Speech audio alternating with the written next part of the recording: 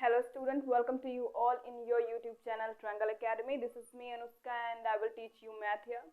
It is the first lecture of class 11th mathematics and we will start it from set theory. But before going on that topic, we just have to take a look on some notations which are not very important for exam point of view but very important for set theory. So let me write down the notations over here.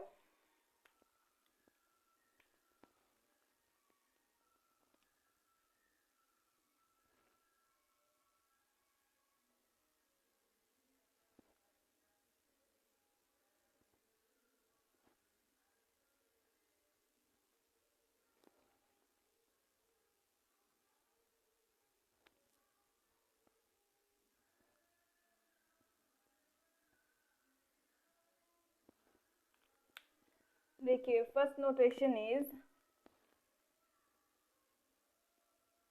there exist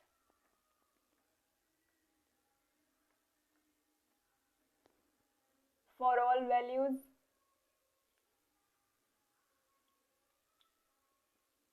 this sign represent for all values, and this both sign represent implication. This one is one way implication one way implies, and this will show two way implies. Here you can see this two way implies.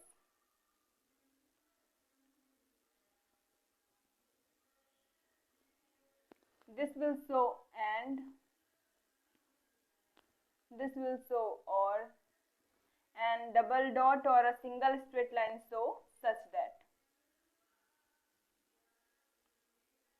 इन सब का use set theory में बहुत ही होने वाला है. सो I thought that मैं आपको ये पहले से ही बता दूं, तो आप इसे नोट करिए.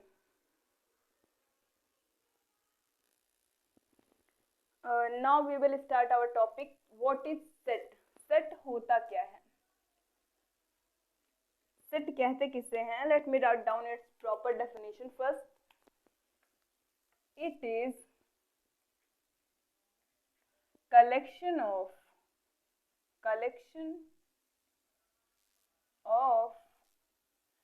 well defined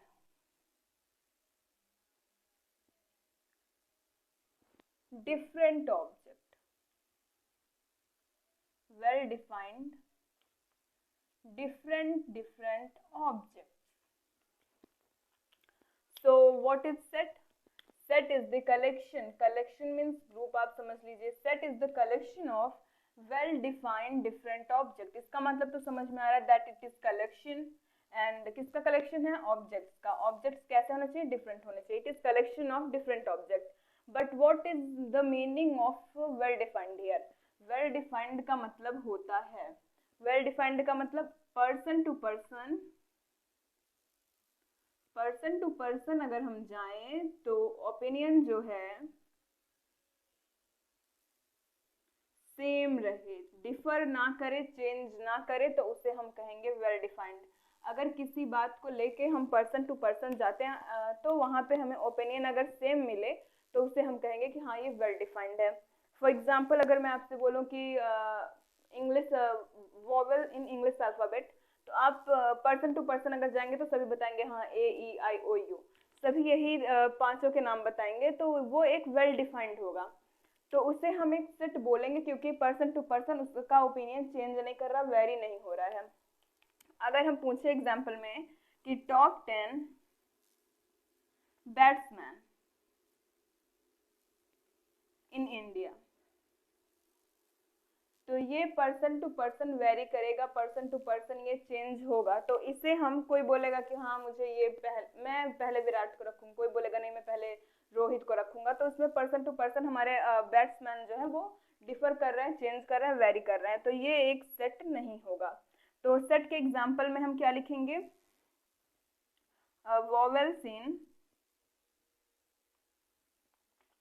English alphabet. Alphabet क्या लीजिए फिर? English grammar. इंग्लिश अल्फाबेट के जो वोवेल्स होते हैं उन्हें हम क्या बोलेंगे? सेट. ये तो सेट को बताएंगे लेकिन ये सेट नहीं होंगे क्योंकि उसमें ये वेल डिफाइंड नहीं है. तो सेट को हम लिखते कैसे? सेट को लिखने का तरीका होता है कि हम कैपिटल लेटर्स का यूज करते हैं। We will use capital letters. Set को हम कैपिटल लेटर से डिनोट करते हैं। Set set of natural number करना हुआ तो N, set of whole number करना हुआ तो जेड। तो ऐसे ही हम लोग कैपिटल लेटर से सेट को रिप्रेजेंट करते हैं। आप इसको नोट डाउन करिए। अब हम क्या करने वाले हैं? Some examples of set. Set के कुछ एग्जाम्पल्स होते हैं जिनको अभी हम करने वाले हैं। तो पहला एग्जाम्पल क्या है?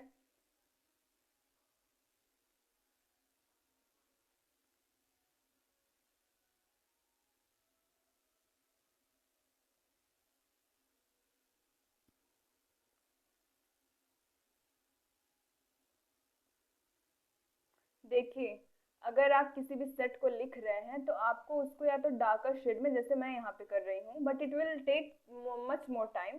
तो या तो आप ऐसे डार्कर में लिख सकते हैं किसी भी सेट को, या तो फिर आप ऐसे डबल लाइन से भी शो कर सकते हैं। जैसे अभी मैं यहाँ पे आर को लिख रही हूँ तो ये डबल लाइन में है। अगर आप चाहें तो इसे डार्कर में भी कर सकते हैं।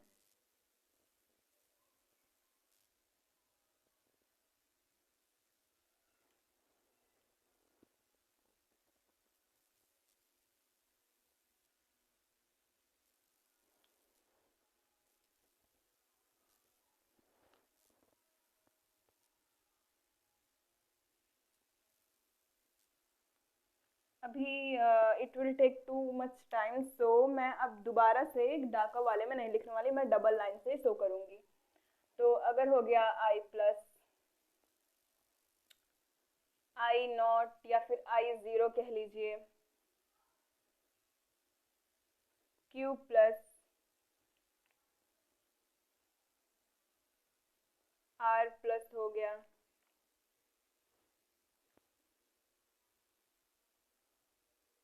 सी नॉट हो गया, जेड हो गया। तो इन सबको कहते क्या है?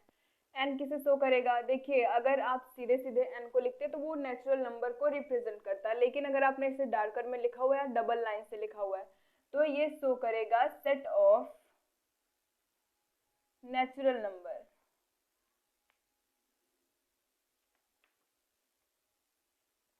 एन से नेचुरल, एन से सेट ऑफ नेचुरल नंबर। ये सीधे सीधे आप इससे इसको रिलेट कर सकते हैं। इधर बचा क्यू। क्यू किसे रिप्रेजेंट करेगा? क्यू रिप्रेजेंट करेगा set of rational number. Rational number को रिप्रेजेंट करेगा क्यू। सेट क्यों कह रहे हैं? क्योंकि ये डार्कर में है और डबल लाइन से शो किया गया, तो हम लोग सेट का यूज करेंगे। अदरवाइज सिर्फ रेशनल नंबर को रिप्रेजेंट करता। आर डार्कर में, डबल लाइन में है, तो आर किसे से रिप्रेजेंट करेगा? आर रिप्रेजेंट करेगा सेट ऑफ रियल नंबर। सी किसे रिप्रेजेंट करेगा? सी से क्या होता है? Complex number. तो सी रिप्रेजेंट करेगा set of complex number.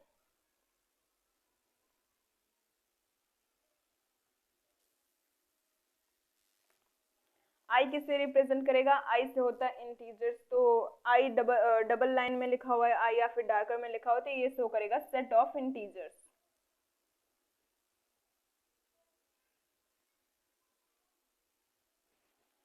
I plus किसे रिप्रेजेंट करेगा? आई प्लस रिप्रेजेंट करेगा set of all positive integers.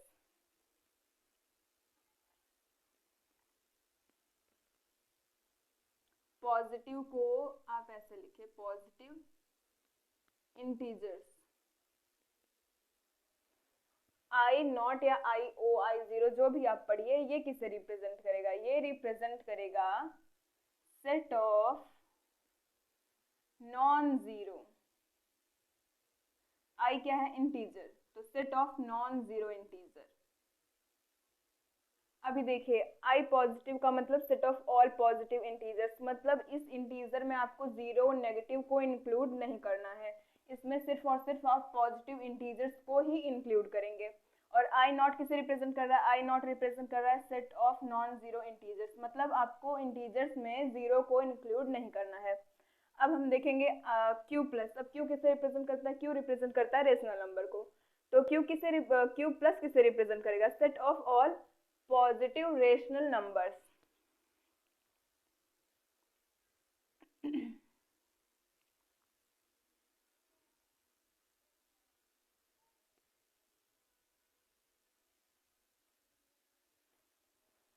अब आर प्लस किसे रिप्रेजेंट करेगा, ये मुझे आप कमेंट करके बताएंगे। सी नॉट किसे रिप्रेजेंट करेगा? Set of non zero complex number. और z मैंने आपको स्टार्टिंग में बताया था, z रिप्रेजेंट करता है होल नंबर को, तो ये रिप्रेजेंट करेगा सेट ऑफ होल नंबर। हो गया इतना। इधर r प्लस नहीं, इधर r नॉट होगा, r नॉट। अब आप मुझे कमेंट में बताएंगे कि r नॉट किसे रिप्रेजेंट करता है। इसे नोट करिए। अभी हमने पढ़ा कि सेट क्या होते हैं और सेट के कुछ एग्जाम्पल्स हमने देखे। अब हम देखने वाले हैं, मान लीजिए जैसे कोई सेट है n, set of natural number.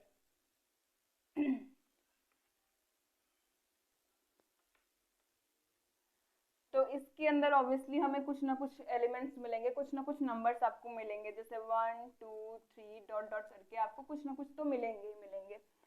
तो इसको तो हम बोलेंगे कि हाँ ये सेट है। लेकिन इसके अंदर जो ये एलिमेंट्स हैं, जो ये नंबर्स हैं, इनको क्या बोलेंगे? इन्हें हम बोलेंगे elements of a set. Elements of a set, इन सब को बोलेंगे एलिमेंट्स ऑफ अ सेट। तो इसकी अगर प्रॉपर डेफिनेशन देखें तो एलिमेंट ऑफ अ सेट की डेफिनेशन क्या हो सकती है? ऐसे ऑब्जेक्ट्स जो एक सेट को फॉर्म करते हैं या एक सेट को इस्टेब्लिश करते हैं। जैसे 1 2 3 टू इन्फिनिटी मिलके क्या कर रहे हैं? ये एक नेचुरल नंबर के सेट को फॉर्म कर रहे हैं, नेचुरल नंबर के सेट को इस्टेब्लिश कर रहे हैं। तो एलिमेंट ऑफ अ सेट की प्रॉपर डेफिनेशन क्या हो सकती है? Those objects which constituting a set or which establish a set is known as elements of a set। और elements of a set को हम members of a set भी कहते हैं। तो इसकी डेफिनेशन मैं आपको लिखवा दूं, elements या फिर members of a set।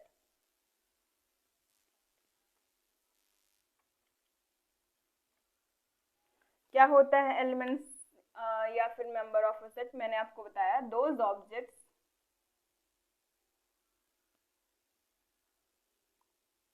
which constituting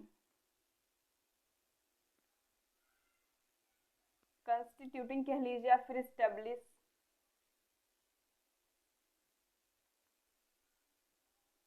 a set is known as what? Element of a set।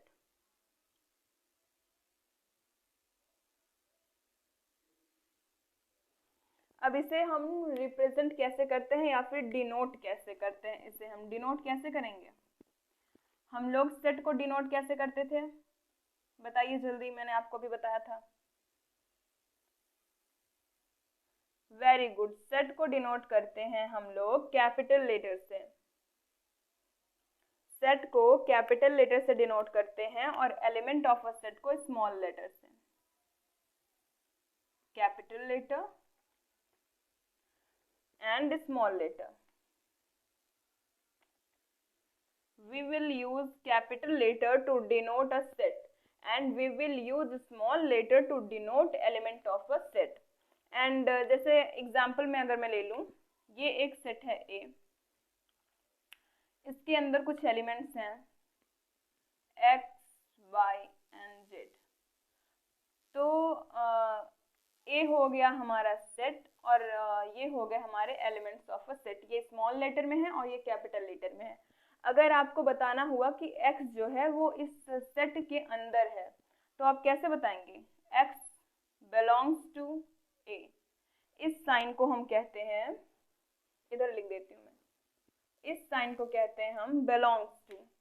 जैसे आपसे अगर कोई पूछे आप कहाँ से बिलोंग करते हैं, तो आप बोलते हैं मैं अपने एड्रेस को बता के मैं यहाँ से बिलोंग करता हूँ। वैसे ही अगर इनसे पूछा जाए कि आप कहाँ से बिलोंग करते हैं, बोलते हैं I belongs to set A. X बोलेगा X belongs to set A. तो ये साइन बताता है belongs to.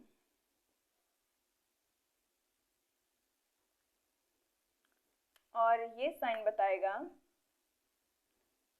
Does not belongs to. Does not belongs to, right. तो इतना नोट करिए। अब हम पढ़ेंगे कि सेट को कितने मेथड से लिखा जा सकता है। एक होता है tabular form of a set, या फिर set builder form of a set, and third one is description method या फिर language method.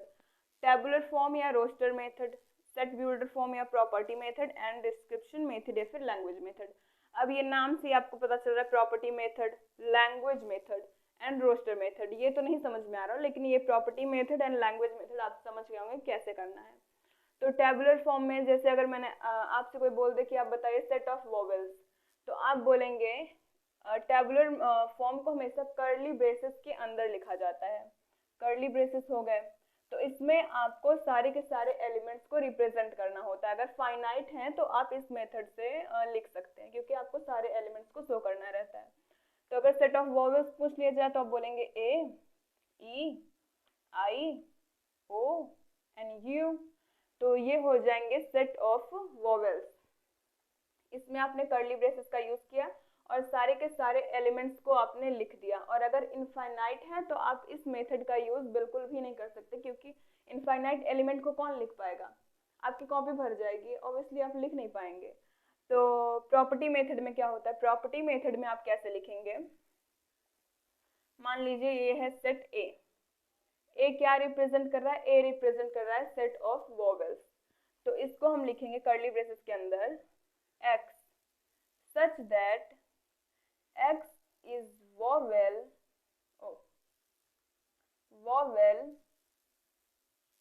in English alphabet। आपने क्या किया, x को लिखा, x is vowel in English alphabet. आपने क्या किया, उसकी प्रॉपर्टी को आपने शो किया। तो प्रॉपर्टी मेथड में क्या होता है कि x is vowel in English alphabet. अगर क्या बोलते हैं इन्फिनिटी एलिमेंट्स आ रहे हैं तो आपको इस मेथड का यूज करना है। अभी मैंने आपको स्टार्टिंग में कुछ सिंबल्स बताए थे, देखिए सिंबल्स का यूज होना स्टार्ट हो गया है। इसे हम क्या कहते हैं, एक्स सच दैट। मैंने आपको स्टार्टिंग में बताया था कि अगर डबल डॉट दिखे या फिर सिंगल स्ट्रेट लाइन दिखे तो उसे हम क्या कहते हैं, उसे हम कहते हैं कि ये सच दैट को रिप्रेजेंट कर रहा है। तो सिंबल्स का यूज हो चुका है, इसलिए आप उनको एक बार बढ़िया से देख लीजिए। अब फिर लैंग्वेज मेथड क्या हो गया, मतलब डिस्क्रिप्शन मेथड या फिर लैंग्वेज मेथड क्या होता है, ये होता है अगर आपसे बोल दिया जाए ए क्या रिप्रेजेंट कर रहा है, आपको सीधा सीधा लैंग्वेज में बता देना है कि हाँ ए रिप्रेजेंट कर रहा है set of vowels, set of vowels in English alphabet.